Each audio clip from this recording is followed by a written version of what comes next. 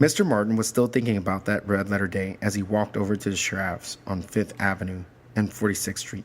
He got there, as he always did. At 8 o'clock, he finished his dinner and the financial page of the Sun at the 8:45, as he always did. So everything is normal as usual, right? It was his custom after dinner to take a walk. This time he walked down 5th Avenue at a casual pace. His gloved hands felt moist and warm, his forehead cold.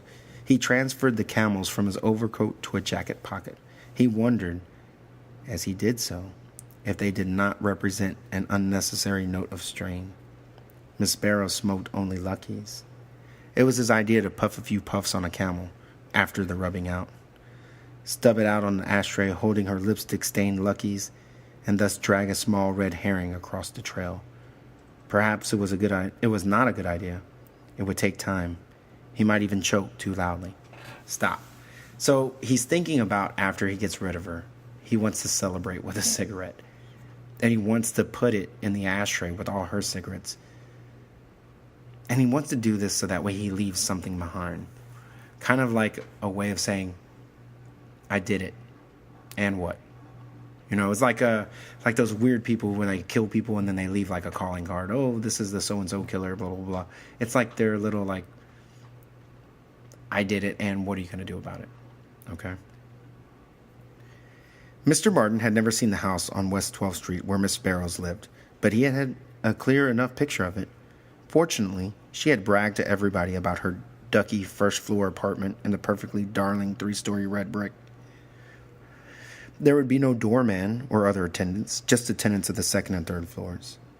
As he walked along, Mr. Martin realized that he would get there before 9:30.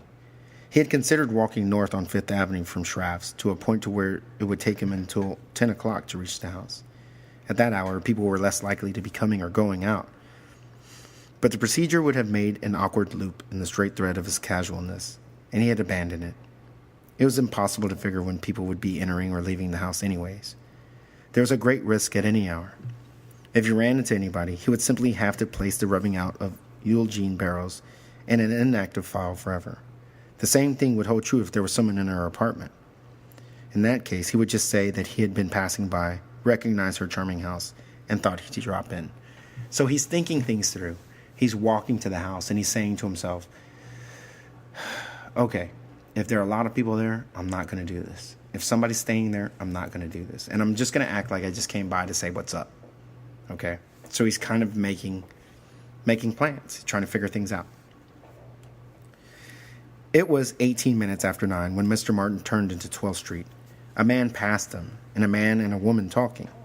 There was no one within 50 paces when he came to the house, halfway down the block. He was up the steps in the small vestibule in no time, pressing the bell under the card that said Miss Eugene Barrows.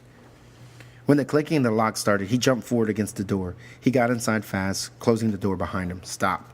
Okay, so in New York, it's a little different than it is here.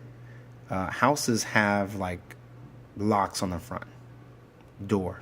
And there may be 3 different people living in one building, but they're 3 different apartments or 3 different houses. Call it whatever you want.